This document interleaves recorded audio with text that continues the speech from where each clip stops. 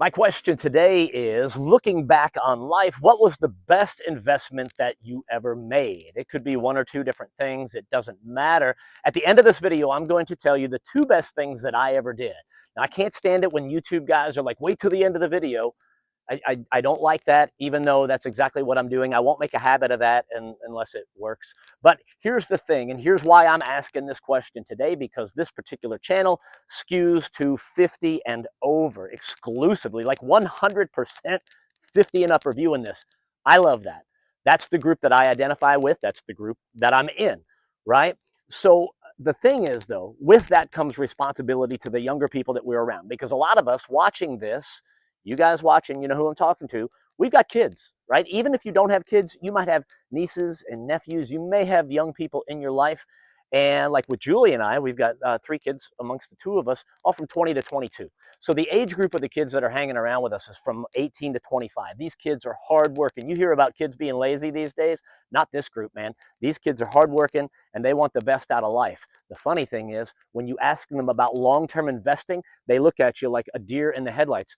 I don't know if they haven't just looked into it yet. I get it, it's the age thing, right? But a lot of parents are not talking to their kids, and we should be, because one of the good things about the internet is that we have more at our disposal as far as educationally speaking, as far as investing and everything, than we've ever had before. You know, I didn't talk about it with my parents, and that's not a dig on them. We just didn't have those conversations. But now there's no excuse. Poor Colton, because of me, I'm kind of a numbers geek. I've just pounded it into his head. I'm like, dude, you got to be putting money away. You got to be doing this and just forget about it. And he's like, I know, Dad, I know. But he'll be happy in the long run. So what I want to talk about real quick is just a few of those things. And I want to get your inputs as well, because you talk about saving money, right? That's the oldest concept around here. Put a few dollars away. It doesn't matter what it is. Put it away. Forget about it. Compounding interest, dollar cost averaging. Let that go for 10 years, and that's great. 20 years, even better. 30 years, life-changing. We all know that. Have you guys used that strategy? Most people have, right? Well, I mentioned the internet is around now. So there's this whole thing around now that wasn't around when we were younger, and that's that cryptocurrency. That's the weirdest thing, because you talk to somebody, most people our age and older are like, yeah, crypto, the hell with that, right? It's like no big deal. I bought my first cryptocurrency about 6 or 7 months ago because a buddy of mine told me, he goes, dude, just trust me. You've got to get in on this. It was XRP. Are you familiar with XRP? Do you have any? Do you know anything about it? Put it in the comments. I'd appreciate that.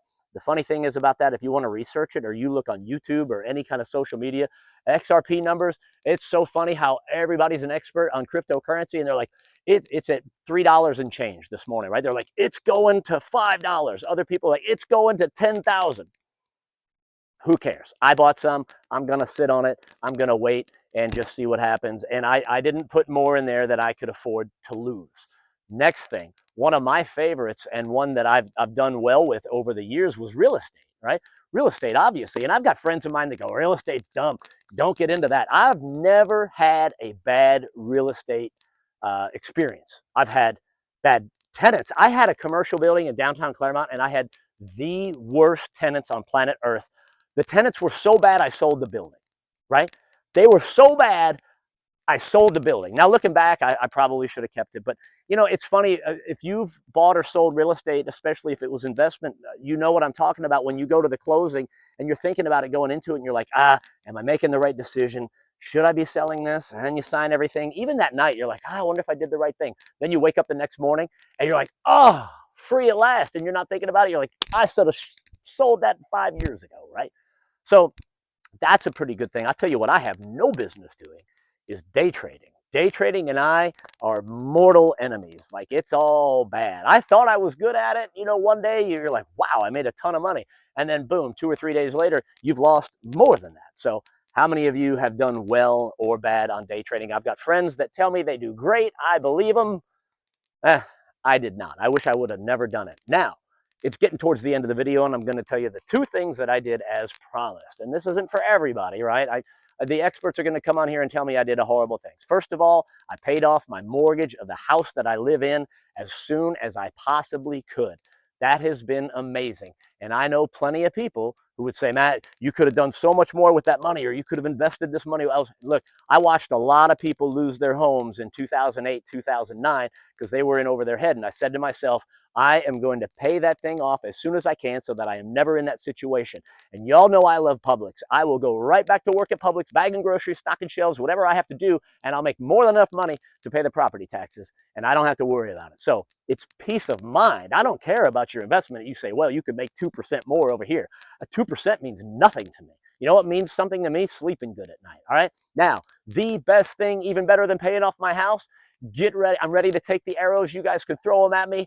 Cash value whole life insurance. Awesome. Bravo. I love it.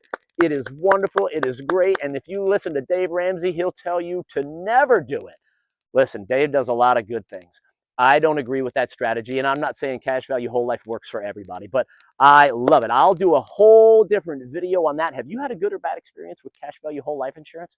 Because that's another thing. I talk to my peers in my age group, and they're just like, yeah, I don't know. Every now and then I find somebody, and it's like, if you know, you know. I'm like, dude, cash value whole life insurance. They're like, yeah, it's awesome, isn't it? And it's almost like we're doing a drug deal and we have to be secretive about it when we talk about it. Dude, best thing I ever did. That being said, I started that over 20 years ago. That does take a while to build up. So I want to know what you've done because we owe it to the young kids, man. This isn't about me. I'm not bragging. Listen, life's good. It's all good. I have had some successes and I've had some epic failures as well. And at the end of it all, I've got some pretty good stories, right? That's really all there is. But we are doing a disservice to our kids and all of their friends if we do not tell them not only about our wins, but about our losses as well. So please put them in the comments.